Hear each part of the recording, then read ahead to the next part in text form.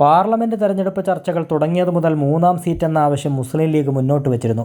എന്നാൽ ഇക്കാര്യത്തിൽ ഇതുവരെയും അനുകൂല തീരുമാനമെടുക്കാൻ കോൺഗ്രസ് തയ്യാറായിട്ടില്ല.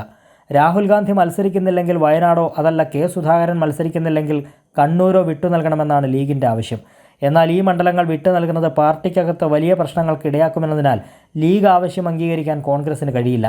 UDF ഐക്യം പറഞ്ഞ് ലീഗിനെ സമ്മർദ്ദത്തിലാക്കാമെന്നായിരുന്നു KPCC നേതൃത്വത്തിൻ്റെ വിലയിരുത്തൽ. എന്നാൽ മൂന്നാം സീറ്റ് ആവശ്യത്തിൽ ഇത്തവണ ഒരു കാരണവശാലും വിട്ടുവീഴ്ച വേണ്ടെന്നാണ് ലീഗ് നിലപാട്. അക്കാര്യം കഴിഞ്ഞ ദിവസം ലീഗ് ജനറൽ സെക്രട്ടറി PMA സലാം വ്യക്തമാക്കുകയും ചെയ്തിരുന്നു. രാജ്യസഭാ സീറ്റ് നൽകി ലീഗിനെ തൃപ്തിപ്പെടുത്തുമെന്ന വാദവും PMA സലാം തള്ളിയിരുന്നു. ഈ സാഹചര്യത്തിൽ തങ്ങളുടെ ആവശ്യത്തിൽ നിന്ന് പിന്നോട്ടില്ലെന്ന നിലപാട് ഇന്നത്തെ യോഗത്തിൽ കോൺഗ്രസിനെ അറിയിക്കാനാണ് ലീഗ് തീരുമാനം. മൂന്നാം സീറ്റ് ആവശ്യത്തിൽ കോൺഗ്രസ് വഴങ്ങിയില്ലെങ്കിൽ തനിച്ച് മത്സരിക്കാമെന്ന കടുത്ത നിലപാടിലാണ് ലീഗ്. തെരഞ്ഞെടുപ്പ് പടിവാതിൽക്കൽ എത്തി നിൽക്കെ മലബാർ മേഖലയിൽ നിർണായക സ്വാധീനമുള്ള ലീഗിനെ പിണക്കുന്നത് തിരിച്ചടിയുണ്ടാക്കുമെന്ന് കോൺഗ്രസ് നേതൃത്വം കണക്കുകൂട്ടുന്നുണ്ട്. ഈ സാഹചര്യത്തിൽ സീറ്റ് വിട്ടു നൽകുന്നതുമായി ബന്ധപ്പെട്ട പ്രതിസന്ധി മറികടക്കാനായി കോൺഗ്രസ് നേതൃത്വം ഇന്നത്തെ യോഗത്തിൽ എന്ത് നിലപാട് കൈക്കൊള്ളുമെന്നത് നിർണായകമാണ്. കൈരളി ന്യൂസ്, കൊച്ചി.